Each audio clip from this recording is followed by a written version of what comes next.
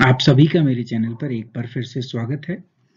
आज की हमारी ये वीडियो काफ़ी इम्पोर्टेंट होने वाली है क्योंकि इसका जो टॉपिक है वो जितने भी हम एम्प्लॉयज़ हैं, सैलरीड एम्प्लॉयज़, उनके लिए बहुत इम्पोर्टेंट होने वाला है।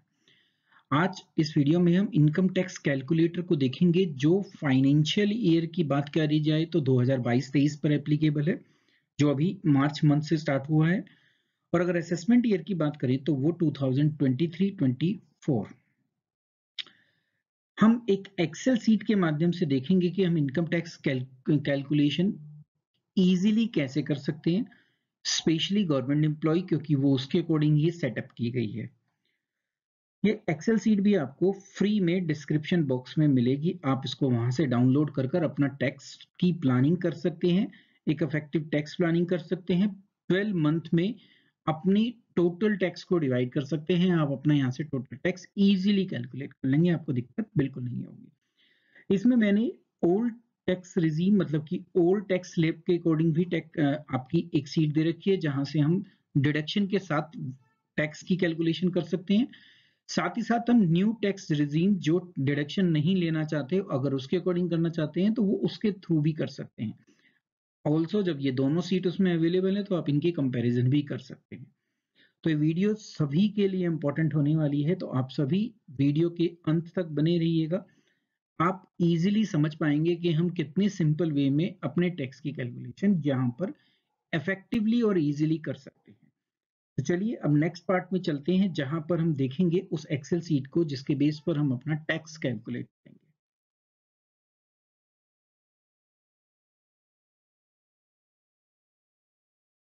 वीडियो पे जाने से पहले मैं आपको बता दूं कि मेरे चैनल पर ऑलरेडी काफ़ी सारी वीडियो हैं और इनकम टैक्स से रिलेटेड डीप वीडियो जो हैं, एक एक सेक्शन पर कैसे हम डिडक्शन होती हैं, क्या उनकी रिबेट होती हैं, किस तरीके से लेंगे, वो मेरी प्लानिंग है कि फ्यूचर में उन सब पे करूं। अभी भी मैं ऑलरेडी कई सारी वीडियो जो इस साल की ITR फाइलिंग थी उससे रिगार्डिंग बना चुका हूं।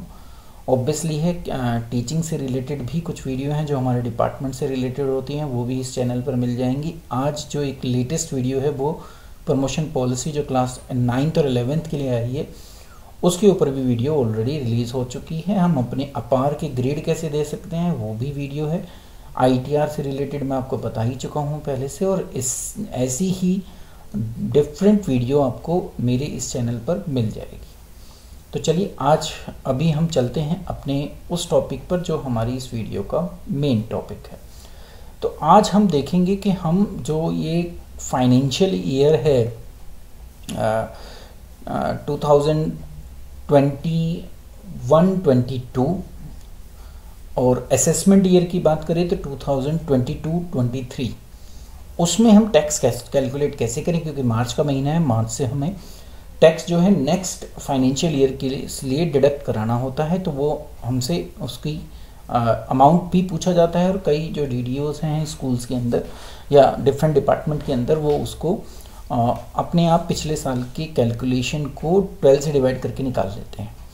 तो मैं ये चाहता हूँ कि हम स्ट्रेस फ्री होकर पूरे साल एक जैसा इनकम टैक्स कटा सकें। तो उसके लिए मैंने इनकम टैक्स कैलकुलेटर बनाया है फॉर द फाइनेंशियल ईयर 2021-22, जिसमें ये इंडेक्स पेज है। आपके जब ये एक्सेल सीट में आपको दे दूंगा, आपको इसमें बस कुछ चीज़ें फिल करनी है, वो मैंने यहाँ पे लिखा भी हुआ है। तो आप एक बार इस टेबल को ज़रूर रीड कर लीजिएगा। जैसे सैलरी डिटेल जो हमें फिल करनी है, जैसे ही ये एरो पे आप जाएंगे तो क्लिक करते ही आप इस वाली जो सैलरी डिटेल वाला है उस पर चले जाएंगे, बट आप यहाँ से क्लिक करके भी जा सकते हैं। इसमें आपको बेसिक पे अपनी फिल करनी होगी, आपको उसके अकॉर्डिंगली ही जो है, जो आपकी इंक्रीमेंट डे होगी उसके अकॉर्डिंगली वहाँ पर भी बेसिक पे को चेंज करना होगा।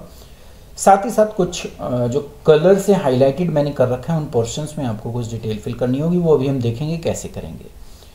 मैंने न्यू टैक्स रिजीम से भी इनकम टैक्स कैलकुलेट किया है, as well as old tax regime से भी किया है।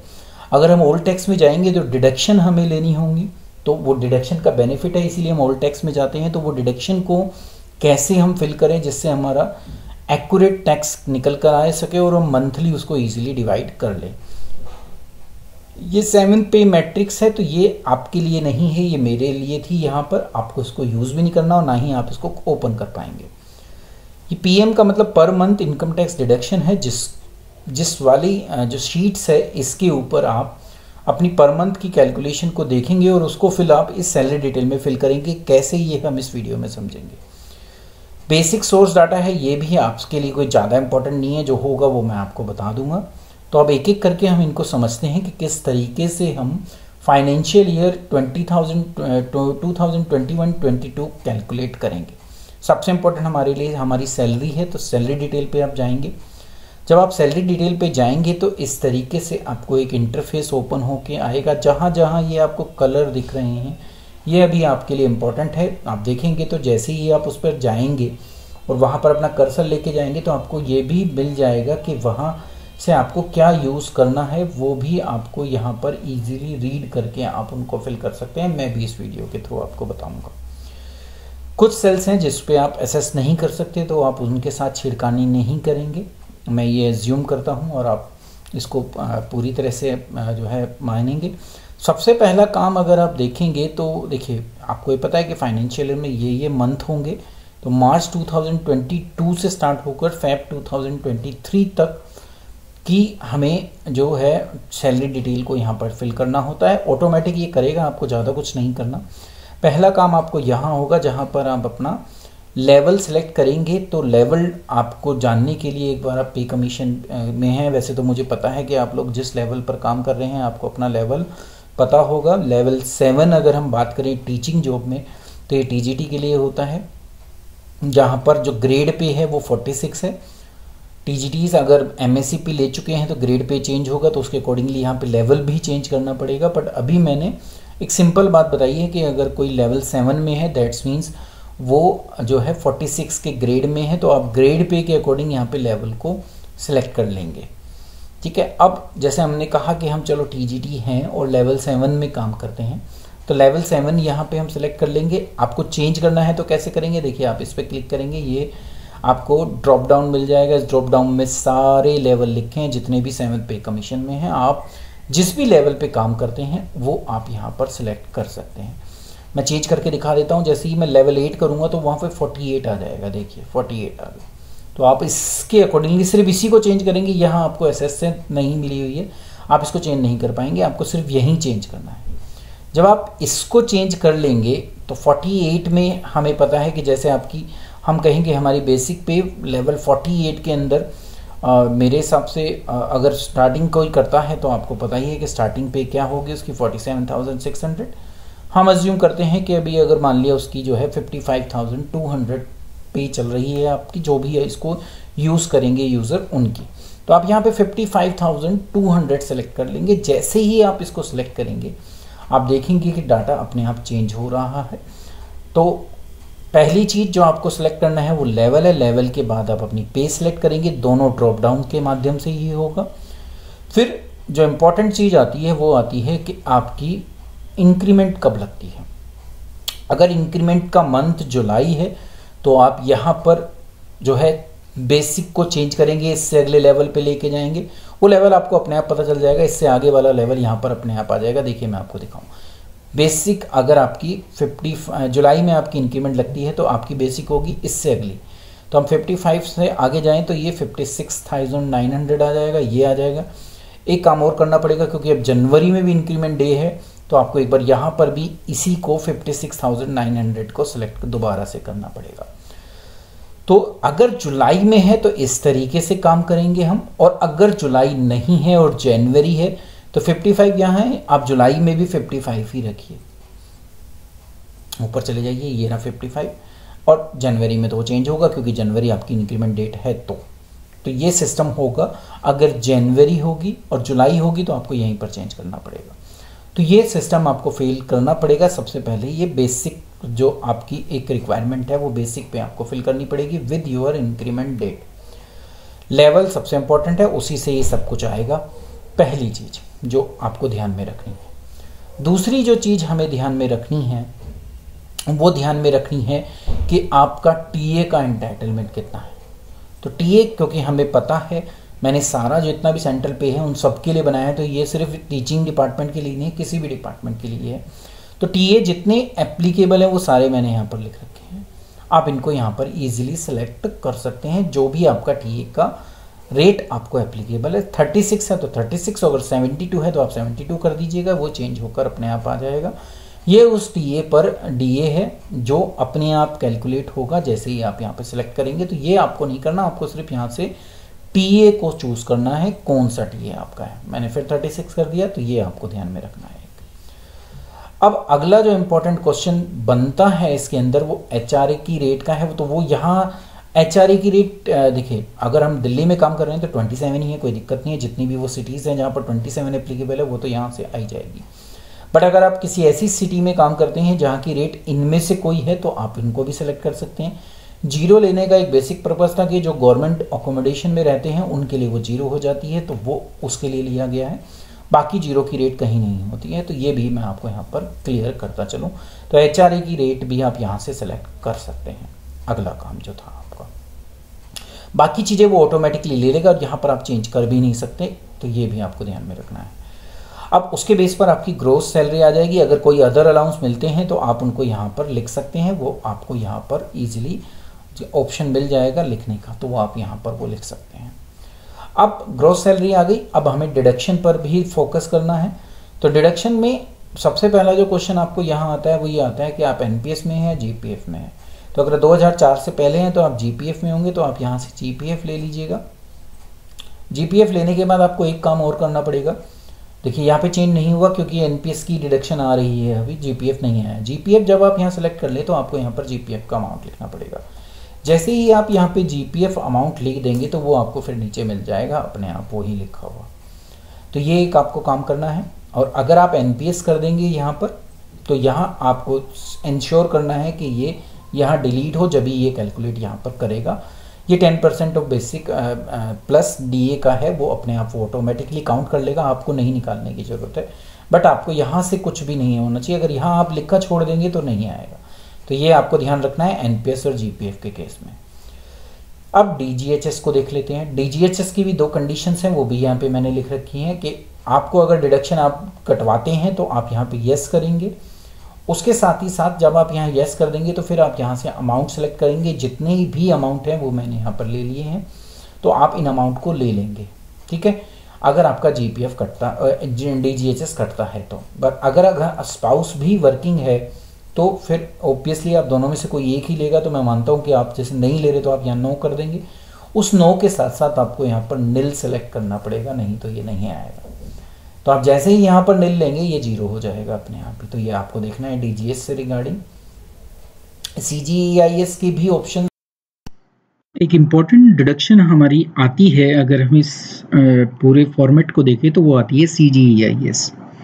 ये अमाउंट जो है वो एम्प्लॉय टू एम्प्लॉय डिफर करेगा, तो हमें यहाँ से इसको सेलेक्ट करना है। देखिए यहाँ पे लिखा हुआ है जो भी आपका अमाउंट होगा आप यहाँ से सेलेक्ट कर सकते हैं। यही तीन ऑप्शंस हैं हमारी, यही तीन डिडक्शन हो रही है इन तीनों में से। मोस्टली अगर हम टीचर्स की बात करें तो उनकी ये है, बाकी अदर डिपार्टमेंट में अदर हो सकती है। जोन से भी आप सेलेक्ट करेंगे वो नीचे अपने आप ऑटोमेटिकली आ जाएगी। तो इस डिडक्शन में आपको करना क्या है, बस आपको यहाँ से इसको क्या करना है, सिलेक्ट करना है। बस यही इसका यूज़ है। आप जैसे ही इस किसी भी बॉक्स पे जाएंगे तो आपको यहाँ पे उसकी डायरेक्शन लिखी होंगी, आपको क्या करना है। जहाँ पर भी आपको साइड में राइट हैंड साइड पर ये टॉप कॉर्नर में ये रेड ट्राइंगल टाइप मिले तो आप समझ जाइएगा कि यहाँ पे कुछ इंस्ट्रक्शन आपके लिए दी हुई हैं जिनको फॉलो करके आप यहाँ पे काम कर सकते हैं। तो ये था सीजीईआईएस का। करना है पर सबसे लास्ट में करना है, अभी नहीं करना है, ठीक है। तो ये हम बाद में देखेंगे कि इसको कैसे करना है और कैसे हम इसको मॉडिफाई करेंगे। अभी हम इस पर नहीं जाते, अभी हम इन पर रहते हैं कि हमारा डीजीएचएस कटता है और एज्यूम करते हैं कि हमारा 650 कटता है, तो ये आ गया हमारा। तो ये था जो भी आपको डाटा यहाँ पर फीड करना है वो मैंने यहाँ पर सारा लिख दिया है। अगर आपको कहीं पर भी डाउट लगे तो एक बार वीडियो को रिवाइंड कर जिस भी स्टेप पर हैं आप उसको एक बार दोबारा से सुन सकते हैं। अब आता है एरियर का मसला कि एरियर की क्या करें। एरियर हमें दो बार मिलते हैं, एक बार जो है जनवरी से मोस्ट प्रोबेबली मार्च तक मिलता है और दूसरी बार वेरी कर जाता है, जुलाई से कभी कभी सितंबर तक होता है और कभी कभी अक्टूबर होता है। तो उसको यहाँ पर हमें मंथ को सिलेक्ट करना पड़ेगा, चेंज करना पड़ेगा कि कितने मंथ का है। ये नॉर्मली 3 ही मंथ का होता है, ये जरूर चेंज हो सकता है। तो यहाँ देख लेंगे 3 है या 4 है, depending upon the declaration of the DA।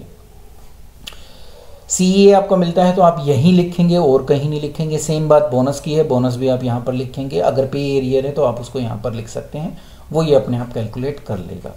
तो ये सारे ऑप्शंस आपके लिए अवेलेबल है। बाकी जगह आप छेड़ने की कोशिश करेंगे तो वो नहीं होगा ऐसा कुछ भी। तो ये भी आपको ध्यान में रखना है कि वो वहाँ पर चेंज नहीं होगा। चलिए, ये तो था कि आपको क्या करना है। यहाँ सिर्फ आपके लिए ये इंपॉर्टेंट था और ये 3 कॉलम इंपॉर्टेंट है, बाकी आपके लिए कुछ भी इंपॉर्टेंट नहीं है। नीचे वो सारी कैलकुलेशन वो अपने आप कर लेंगे, आपको उसको छेड़ने की ज़रूरत नहीं पड़ेगी। अब हम आगे चलते हैं। अभी जो बेसिक सोर्स डाटा में आपको बताया था, तो ये रेट मैंने अभी एज्यूम की है। देखिए, अगर ये 34 मैं एज्यूम कर रहा हूँ कि 3% मिलेगा, तो मैंने यहाँ 3 ले रखा है। तो ये 3 यहाँ पर लेते ही आप देखेंगे तो आप पहले यहाँ पे 0 आ रहा था क्योंकि वो दोनों सेम थी। अब देखिए वो चेंज होकर यहाँ पर ये आ गया। तो अभी मैंने ये एजम्पशन ले रखी है। अक्टूबर में अगर सितंबर में डिक्लेयर हो जाता है तो अक्टूबर से आपको मिल जाएगा। अगर 1 महीना लेट होता है तो वो नवंबर से है। तो ये भी हमें चेंज करना पड़ेगा, पर ये डिपेंड करेगा कि जब उस समय क्या होगा। और वो भी मैंने 3% का ही एजम्पशन अभी ले रखा है। ये सीट उसी के अकॉर्डिंग है।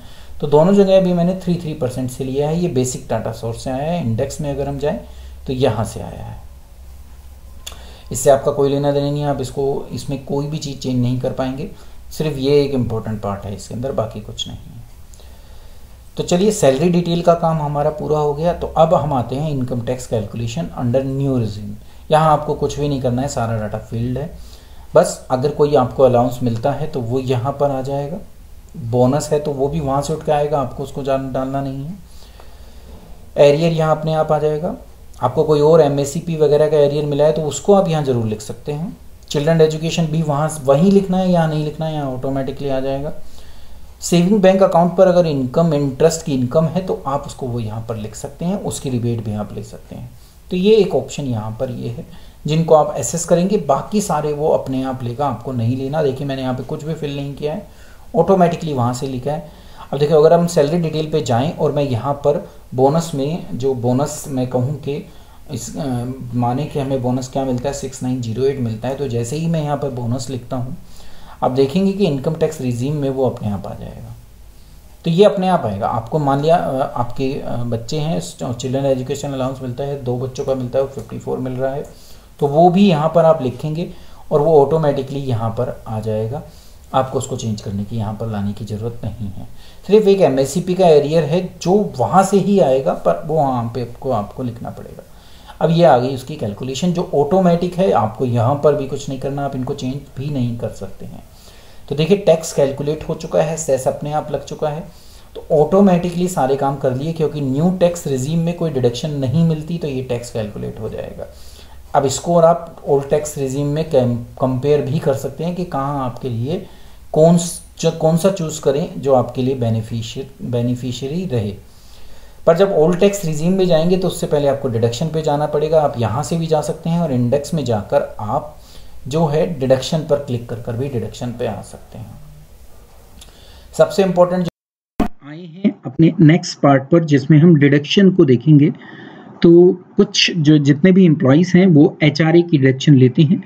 ये यहाँ पर आपको कुछ नहीं करना, ये पहले से ब्लॉक है, इनको आप चेंज भी नहीं कर पाएंगे। आपको जो भी करना है वो सिर्फ अपना रेंट यहाँ पर डालना है, जितना भी आप पर मंथ दे रहे हैं। जैसे ही आप यहाँ पर फीड करेंगे अपना रेंट, वो ऑटोमेटिकली आपकी जो डिडक्शन है वो कैलकुलेट कर दे देगा। रिबेट कौन सी होगी, ये वाली। देखिए, जैसे ही हम यहाँ अमाउंट चेंज करते हैं तो आपको ये मिलेगा कि रिबेट भी चेंज हो रही है। यहाँ आप कहीं पर भी कुछ नहीं करेंगे। आपको जो मेन बेसिक करना है वो ये, और उसके बाद जो यहाँ रिबेट आए, अगर आप रिबेट ले रहे हैं तो वो रिबेट आप यहाँ पर लिख देंगे 53117, जैसे मैंने अभी लिख दी। तो ये अपने आप यहाँ पर ले लेगा। तो ये था आपको, अगर आप HRA रिबेट क्लेम करते हैं तो वो आप उसको कैसे यहाँ पर लिखेंगे। हाउसिंग लोन इंटरेस्ट जितना भी है आपका, देखिए यहाँ पे मैंने लिखा है जितना भी आपका बनता है। अगर आप यहाँ 180 लेंगे, एक मिनट, देखिए अगर हम यहाँ 180 लेते हैं तो रिबेट अमाउंट आपका 180 रहेगा। जैसे ही आप यहाँ पर 2 लाख से ऊपर करेंगे तो ये 2 लाख से ऊपर नहीं लेगा, क्योंकि 24B में हमें यही 2 लाख की रिबेट मिलती है। Additional rebate for NPS employee है, अगर आपने एनपीएस में कंट्रीब्यूशन कर रखा है और जो एम्प्लॉई 2004 के बाद जो एनपीएस में आते हैं वो है। बस यहाँ पर भी यही है कि अगर आपकी ये रिबेट 50 से नीचे है आपको उतनी ही रिबेट मिलेगी। अगर ये 50 से 1000 या मैं कहूँ कि 500 रुपीज़ भी ऊपर जाएगी तो वो रिबेट 50 में कन्वर्ट अपने आप हो जाएगी। सेम बात 80D की आती है। 80D में मैक्सिमम जो रिबेट हमें मिल सकती है वो 25 की है। अगर हम इससे पीछे, क्योंकि नॉर्मली हम देखें तो हमारा जो इस 80D में टीचर्स का कटता है 650 के अकॉर्डिंग, तो वो 7800 कटता है, तो यहाँ पर वही रिबेट आएगी आपको। तो यहाँ जो भी आपका है मैक्सिमम जो है वो 25 हो सकता है, उसके अकॉर्डिंग इसको सेट किया गया है। तो 80D की रिबेट भी यहाँ पर आप लिखकर उसको क्लेम कर सकते हैं। 80C में भी आपको पता है कि 150 से ऊपर नहीं जाएगी, तो यहाँ आप जितना भी लिखें ये 150 से ऊपर नहीं जाएगा। 150 से नीचे लिखेंगे तो वो कम अमाउंट लेगा। HRA का मैंने आपको बता ही दिया है। अगर आप क्लेम कर रहे हैं और अगर नहीं क्लेम कर रहे तो यहाँ 0 लिखना जरूरी बनता है, नहीं तो वो आगे चली जाएगी। तो ये था कि रिबेट में या डिडक्शन में आप क्या करेंगे, किस जगह फिल करना है। तो आपको इसी कलर बॉक्स में, सेम कलर बॉक्स में आपको फिल करना है, बाकी कहीं पर कुछ नहीं करना। ऑटोमेटिकली वो शिफ्ट हो जाएगा जब हम ओल्ड टैक्स रिजीम में जाके उसको चेक करेंगे। तो ये था हमारा डिडक्शन का पार्ट, और उसमें आपको क्या करना है वो वाला मैंने पार्ट बताया है। अब हम नेक्स्ट पार्ट पर चलते हैं। टैक्स रिजीम में अपने आप यहाँ पर आ जाएंगी। देखिए वो डिडक्शन जो वहाँ लिखी थी वही यहाँ आई हुई है, तो वो यहाँ ऑटोमेटिकली आएंगी, आपको यहाँ पे लाने की ज़रूरत नहीं है। बेसिक पे भी आप देखें तो उसी तरीके से उठ के आई हुई है जैसे न्यू टैक्स रिजीम में आई हुई थी, सेम वही है। देखिए 12,08,476। अगर आप यहाँ पर भी देखें तो वही है 12,08,476। फिर जो डिडक्शन आपको मिलती हैं वो सारी यहाँ पर लिख दी। Standard deduction, housing loan interest deduction, NPS वाली, 80D वाली, 80C वाली, HRA रिबेट वाली, तो वो सारी ऑलरेडी यहाँ पर डाली हुई हैं। एक दो डिडक्शन जो और होती हैं उनको भी आप लेकर कैलकुलेट कर सकते हैं। जैसे अगर हम डोनेशन देते हैं तो उससे रिगार्डिंग है। 80D में एक एडिशनल रिबेट होती है, वो भी है। तो वो मैं यहाँ पे आपको लिख दूंगा, वो डिडक्शन आप यहाँ डाल दीजिएगा, वो यहाँ पर अपने आप आ जाएंगे। इसके बाद आपकी ये नेट टैक्सेबल इनकम बनती है, और ओल्ड टैक्स रिजीम में ये 3 टैक्स स्लैब रेट हैं, इसके अकॉर्डिंग टैक्स निकलेगा, और वो यहाँ पर आया हुआ है। 10 लाख से ऊपर नहीं था इसलिए ये नॉट एप्लीकेबल। तो जैसे ही आप ये टैक्सेबल इनकम यहाँ पे आपकी कैलकुलेट हो जाएगी, वो यहाँ पे उसके ऊपर इनकम टैक्स निकल जाएगा। ये 3 टैक्स स्लैब रेट होती हैं 5, 20 एंड 30 ओल्ड टैक्स रिजीम में। उसके अकॉर्डिंगली यहाँ पे टैक्स निकला है इस टैक्सेबल इनकम पे। तो आप देख सकते हैं कि 5 to 10 के बीच में है ये अमाउंट जो है, तो उसके अकॉर्डिंगली यहाँ पे टैक्स अपने आप ऑटोमेटिकली कैलकुलेट है, उस पर सेस भी अपने आप कैलकुलेट है, एंड उसके बेस पे आपके टोटल टैक्स भी आपका निकल गया है। तो आपको ये काम नहीं करना है, यहाँ आपका कोई भी रोल नहीं है, ये ऑटोमेटिकली वो कैलकुलेट करेगा। तो अगर देखा जाए तो इस पेज पर आपका ज़्यादा कोई काम यहाँ पर नहीं है, वो सब कुछ करेगा। बस ये टैक्स आपको देखना है यहाँ पे, और उसके अकॉर्डिंगली आपको अपना मंथली टैक्स कटवाना है। वो कैसे कटेगा वो हम इस per month income tax deduction के अंदर देखेंगे, जो अभी हम देखते हैं और चलते हैं। हमारा जो इसमें है वो ये पीएम है। पीएम का मतलब per month income tax deduction. जब आप ये सारी चीजें फिल कर लेंगे तो यहाँ आपकी पर मंथ आईटी डिडक्शन आएंगी। अभी ये सिर्फ हमने ओल्ड टैक्स रिजीम के अकॉर्डिंग ही फिल किया है। देखिए यहाँ पे जो टैक्स बनता है 1,13,000 का, अभी ये थोड़ा सा इससे वेरी कर रहा है। ये रहा 109। देखिए 109 196 है, आप देखेंगे तो यहाँ पर भी 109 196 है। तो ओल्ड टैक्स रिजीम के अकॉर्डिंग तो मैंने यहाँ पे पर मंथ का निकाल रखा है। आप इसमें जो दूसरा न्यू टैक्स रिजीम में अगर आप एप्लीकेबल है तो उसको भी आप 12 से डिवाइड कर इसको कर सकते हैं। अभी ये मैंने जो सेटिंग कर रखी है ये ओल्ड टैक्स रिजीम के अकॉर्डिंग कर रखी है। तो हमें इसको यूज कैसे करना है, हमें कुछ नहीं इसमें देखना, बस हमें ये देखना है कि हमारी पर मंथ डिडक्शन यहाँ पर कितनी आ रही है। ये जो पर मंथ डिडक्शन है ये हमारी कैलकुलेटेड हुई है टोटल टैक्स के अकॉर्डिंगली। तो जितनी ये यहाँ लिखी है ये आपको इस सैलरी डिटेल में इस कॉलम में फिल करनी है। तो ये टैली होनी चाहिए। देखिए मैं कैसे दिखाता हूँ आपको। ये 8200 है, तो आपको पहले कॉलम में 8200 लिख देना है। ऐसे आप लिखेंगे तो वो ऑटोमेटिकली सारी जगह आ जाएगा। ये 8196 आपको खुद डालना पड़ेगा, ये लास्ट वाला अमाउंट। 8196 आप यहाँ पर लिखेंगे 8196, तो वो आपकी टोटल कैलकुलेशन हो के आ जाएगी। अब आप देखें तो जितना आपका कट रहा है वो 1,09,196 है और वो इससे टैली हो रहा है, तो ये ऑटोमेटिकली हो जाएगा। बस जो यहाँ आया है पहले कॉलम में और लास्ट कॉलम में, वो आपको सैलरी डिटेल में फिल करना होगा। सेस वो अपने आप कैलकुलेट कर लेगा, वो टोटल भी अपने आप कर लेगा, तो वो सारे काम ये खुद करेगा। आपको बस इस पर मंथ में क्या करना है, यहाँ देखकर सैलरी डिटेल में फिल कर देना है। तो ये पार्ट था जहां पर हम अपना पर मंथ का टैक्स कैसे देख सकते हैं कि कितना बन रहा है, और उसको यहाँ पर लिख के हम कैसे उसको टैली कर सकते हैं। साथ ही साथ हम अपने ऑफिस में भी ये फिगर बता सकते हैं। तो ये था इसका एक इम्पॉर्टेंट पार्ट जिसके थ्रू हम अपना पर मंथ का टैक्स निकाल सकते हैं। उम्मीद करता हूं कि ये वाला पार्ट भी आपको समझ में आ गया होगा। इनकम टैक्स इजीली कैलकुलेट कर लेंगे और उसको 12 मंथ में इजीली डिवाइड कर देंगे। तो ये पूरा तरीका था जिस तरीके से आप अपना income tax per month calculate कर सकते हैं और अपनी financial planning without any stress के लास्ट के महीने में आपको ज़्यादा टैक्स देना पड़ेगा, उसके बिना आप इसको ईजिली कर पाएंगे। उम्मीद करता हूँ कि आप इस एक्सेल शीट को यूज़ कर अपनी financial planning for the financial year 2021-22 easily कर पाएंगे। जब आप इसको यूज़ कर लें उसके बाद एक बार वीडियो पे दोबारा आकर कमेंट ज़रूर कीजिएगा कि आपको ये एक्सेल ने कुछ बेनिफिट पहुंचाया है या नहीं पहुंचाया। आपका वीडियो के अंत तक बने रहने के लिए धन्यवाद। चैनल को सब्सक्राइब जरूर कीजिएगा। भविष्य की सारी वीडियो इस पर आपको इनकम टैक्स से रिलेटेड मिल जाएंगी। Thank you.